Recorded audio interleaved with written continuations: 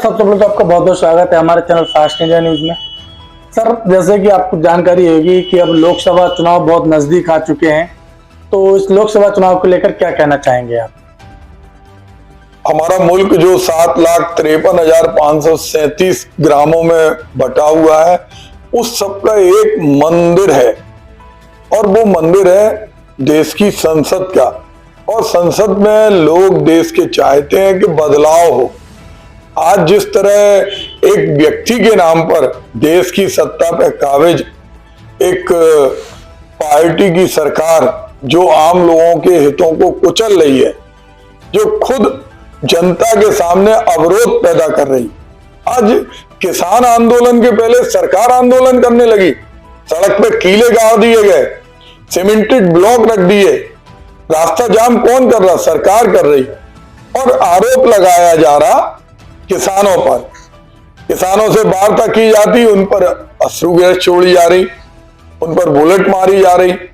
तो ये कौन सी सरकार है जब किसान जो देश का अन्नदाता है, ये किसानों का देश कहा जाता है, जब वो किसान सिर्फ ये कह रहे कि हमें जो आश्वासन दिया था वो वायदा निभाओ। एमएसपी के ऊपर दर्जनों मीटिंग हो गई लेकिन निर्णय कुछ नहीं। वहीं पुलिस के लिए 50,000 वैकेंसी थी और 60 लाख लोगों ने फॉर्म भरे, पेपर लीक हो गया, कहीं एग्जामिनेशन सेंटर पर जो पेपर लीक वाली बात हो रही है, हर जगह चर्चाओं का विषय बनता है कि पेपर लीक हो जाता है, तो ये पेपर लीक हो कैसे जा रहा है? सरकार चाहती है कि हमें नौकरी नहीं देना पड़े। अगर सरकार चाहे ले कि पेपर लीक नहीं हो जी, तो कोई हो सकता। अब सरकार क्या एग्जामिनेशन नहीं करा सकती, तो सरकार को सत्ता में रहने का हक नहीं है। जो सरकार 5 साल तक लोगों ने इंतजार किया और इंतजार करने के बाद वैकेंसी निकली, अरबों रुपए सरकार की झोली में डाले और उसमें कोई बीए और हाई स्कूल लोग नहीं थे जी, पोस्ट ग्रेजुएट थे, डॉक्टरेट थे, एलएलएम पास थे। और क्या हो रहा? आज वो नौजवान डिप्रेशन में है, सुसाइड की कगार पे है, सड़कों पे लेट के गए, जानवरों की तरह ट्रेन में घुस के गए और बाद में मालूम पड़ा कि अब जांच के लिए एक कमेटी बना दी। तो कमेटी क्या रोटी दे देगी? अरे कम से कम एक सिस्टम तो आप बना देते कि बुलडोजर चलाना है तो उन लोगों के घरों में चलाओ जो युवाओं के सपनों से खिलवाड़ कर रहे, जो मेहनत कर लोगों की कमाई को लूटने का काम कर रहे। सर, जैसे कि बीते 5 सालों में जो काम हुए हैं, तो आपको क्या लगता है कि इन 5 सालों में क्या कुछ जनता के हित में काम हुए हैं? पहले बेरोजगार हजारों में होते थे एक एक क्षेत्र में जी, अब पूरे कस्बे में, जिलों में लाखों की संख्या में। क्या स्थिति है?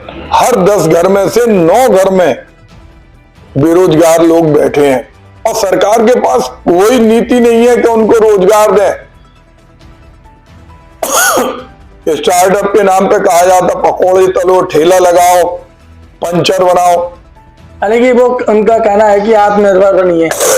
आत्मनिर्भरता, लोग शब्दों का दुरुपयोग कर रही है सरकार। आत्मनिर्भरता होती कि एक बूढ़े माता पिता ने, एक मेहनत कश गार्जियन ने अगर बच्चे को पढ़ाया है तो जॉब ओरिएंटेड एजुकेशन के लिए पढ़ाया है। आज जिस तरह से एजुकेशन का भी बजट कम हुआ जी, हेल्थ के अंदर भी बजट कम हुआ और नौकरियों की संख्या उंगलियों पे गिनी जा रही। सारे के सारे सेक्टर में कॉन्ट्रैक्ट बेस पर नौजवानों को काम दिया है। और सेना के अंदर भी अग्निवीर परीक्षा 5 साल तक, पहले उसके पहले वो ट्रेनिंग करेगा, फिर सरकार की जब इच्छा होगी तब उसको निकाल फेंकेगी। तो कोई भी सेक्टर रोजगार नहीं देना चाहती है।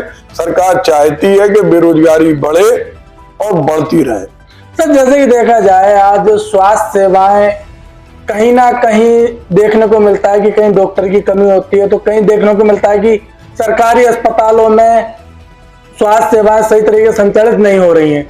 तो इस पर क्या कहना है आपका? आज भी अगर हम देखें बुंदेलखंड की हृदय स्थली में जो महारानी लक्ष्मीबाई मेडिकल कॉलेज है, अनेक बार मरीजों को अंदर ले जाने के लिए स्ट्रेचर नहीं मिलता है जी, व्हील चेयर नहीं मिलती हैं। और हम तो पोस्टमार्टम हाउस के बाहर धरने पे बैठे थे, जिनके पंच तत्व से निर्मित शरीर किसी के चिर परिचित का होता है तो दिनों उसे इंतजार करना पड़ता है, 1 दिन में पोस्टमार्टम, 2 दिन में, और बहुत सारी अस्थि और हड्डियां वहां बरामद हुई थी। ये इस बात का परिचायक थी कि स्वास्थ्य विभाग बहुत अच्छे ढंग से लोगों के साथ अपना सलूक नहीं कर रहा है। तो सर जैसे कि आज आप चुनावी मैदान में भी आ रहे हैं, तो आने वाले कल में वो कौन कौन से मुद्दे हैं जो आप लेकर आ रहे हैं? देखिए, चुनावी मैदान में व्यक्ति नहीं आता, पार्टी आती है, और पार्टी जैसे चुनाव लड़ाएगी वो चुनाव लड़ेगा। और मैं समझता हूं कि एक तरफ पिछला इतिहास है, अगर हम बुंदेलखंड की सरजमी पर देखें तो आजाद हिंदुस्तान की सबसे बड़ी सेंट्रल एग्रीकल्चर यूनिवर्सिटी कांग्रेस ने दी। जब स्वास्थ्य मंत्री भारत सरकार के आए तो सुपर स्पेशलिटी वाला मेडिकल कॉलेज का अपग्रेडेशन हुआ, कोच फैक्ट्री दी, झांसी कानपुर दोहरीकरण दिया, इलेक्ट्रिफिकेशन दिया, खेत के अंदर कुएं दिए, तालाब दिए, मंडियां दी, दर्जनों ट्रेनों की सौगात दी। इसके अलावा मिल्क चिलिंग प्लांट दिया, 7 केंद्रीय विद्यालय दिए। इसके अलावा अगर हम देखें तो गरीब किसानों के लिए फ्री ट्यूबवेल कनेक्शन दिए।